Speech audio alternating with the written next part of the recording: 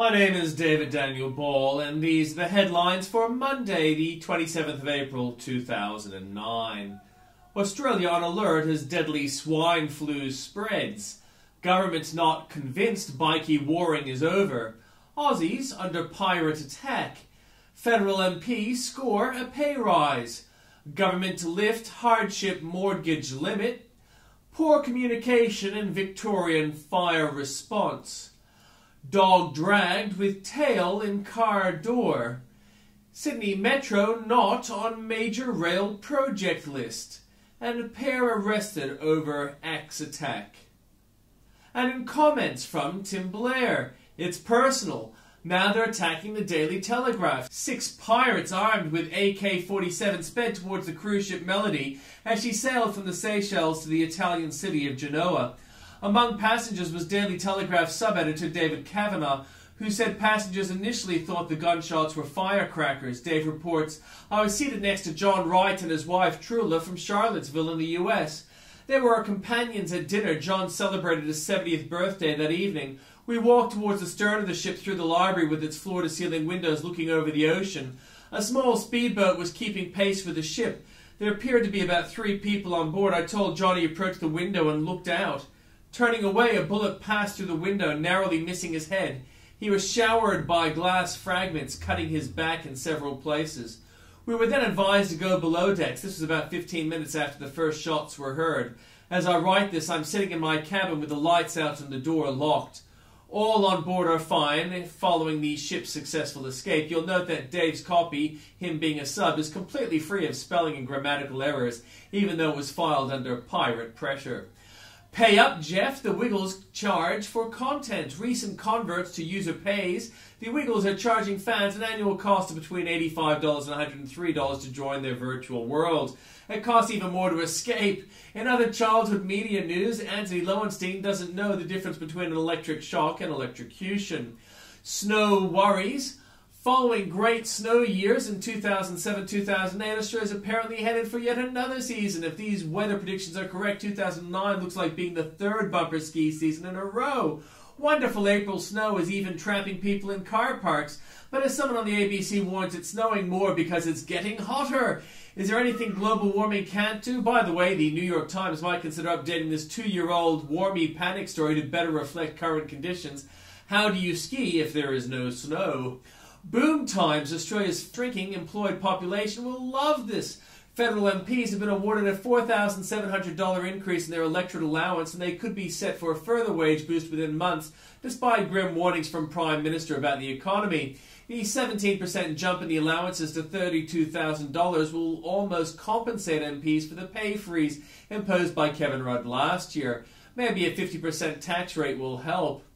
Road standard safe. Pontiac should have persisted with muscle cars. General Motors Corps is readying plans to ditch its fabled Pontiac, an 82-year-old division that last flourished selling sporty muscle cars. People familiar with the matter said Friday. Smoke to save the planet. Forgot to post Saturday's column, probably due to smoking. Update, do you want to smoke forever? When academics attack. A student raped University of Georgia marketing professor George Zinkin. Witty guy, some information useful, but he demonstrated himself to be cold-hearted and just plain nasty when I needed help. Stay away from this man. Very prescient advice. That, in accordance with tradition, neighbours describe Zinkin as a quiet man who kept to himself.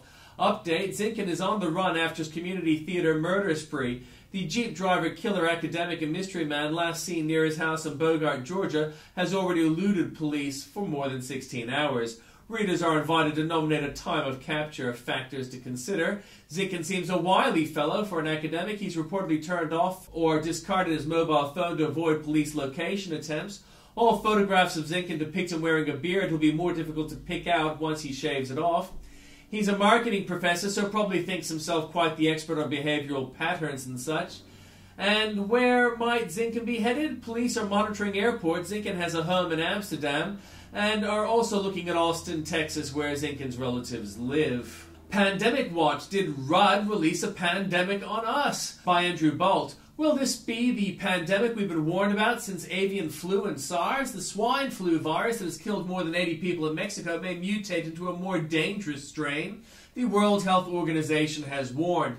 It's quite possible for this virus to evolve. When viruses evolve, clearly they can become more dangerous to people, said Keiji Fukuda of the Global Health Watchdog. Rudd's cash from those who earn to those who gamble. This is gambling financed by the $900 a person giveaways that was cash taken from the people who actually worked hard to earn it. In an unusual move, the Victorian Commission for Gambling Regulation has warned that extra government payments can lead to customers or club members spending extra money gambling. Gambling providers are encouraged in these times to watch for signs of problem gambling among patrons. What about the Prime Minister? Nowhere is too far away to be no risk. Australians were killed in the September 11 attacks in New York and the bombings in Bali, financed or inspired by terrorists in Afghanistan and Pakistan. They were injured in Islamist terror attacks in London, Turkey and Mumbai. They were nearly killed in the attack on the Sri Lankan cricket team in Lahore. And now this off the coast of Somalia. Australian tourists narrowly avoided being hit by machine gun fire as heavily armed pirates tried to hijack their luxury liner. True, this is merely piracy, but the point is that any place on Earth left to fester will in the end release a poison that affects us all. How temporary is Rudd's temporary? Temporary is the buzzword now of the Rudd government. Here's the Treasurer Wayne Swan today. The fact is, levels of debt are a consequence of revenue downgrades, and the responsible thing to do in these circumstances is to run a temporary deficit to support jobs and to return growth to trend levels over time. Here was Kevin Rudd before him. In the current unprecedented global conditions, a temporary deficit is not an option. It is an inevitability. Temporary sounds reassuring, but how temporary is temporary exactly? Is it temporary as in gone in 3 or 4 years, or temporary as in temporary classrooms left there for generations? We should be told. Appeal to a closet skeptic. Number 3, Small Business Minister Craig Emerson. You have been identified by colleagues and friends as a skeptic. Someone who accepts there is no proof man is warming the world dangerously. It is your public duty to say so before the global warming fear-mongering costs Australia more jobs, dollars and cents. Why won't you? Pakistan falling to the barbarians. Islamists capable of shooting dead this couple and on video merely on suspicion of adultery now control much of Pakistan outside the cities.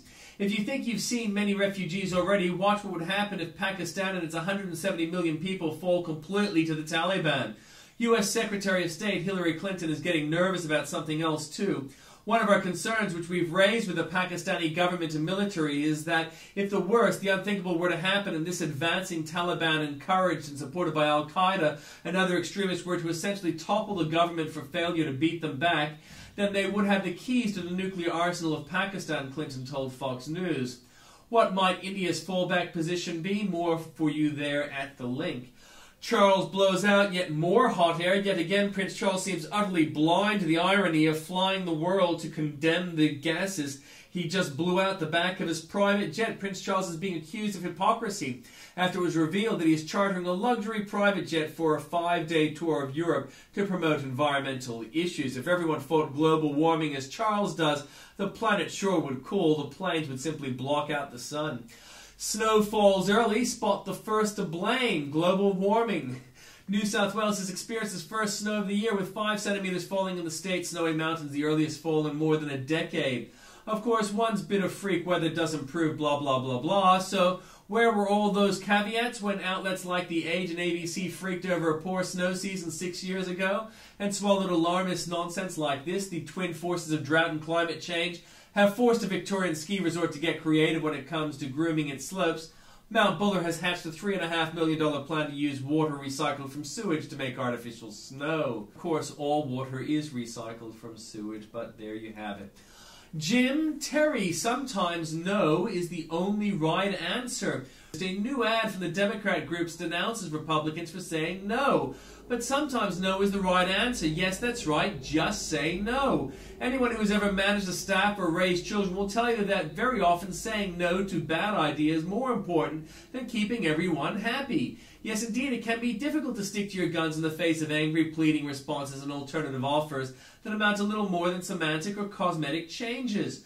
But no matter how many different times and how many different ways the idea is pitched, if it is still a bad idea, the answer should remain no. More for you there at the link. Bill Shuler, The First 100 Days, 10 Ways to Pray for President Obama. On January the 20th, the President Barack Obama was a blank canvas upon which millions of Americans projected their hopes and fears. Now, almost 100 days later, issues such as the economy, foreign affairs, and military activity are beginning to define this presidency.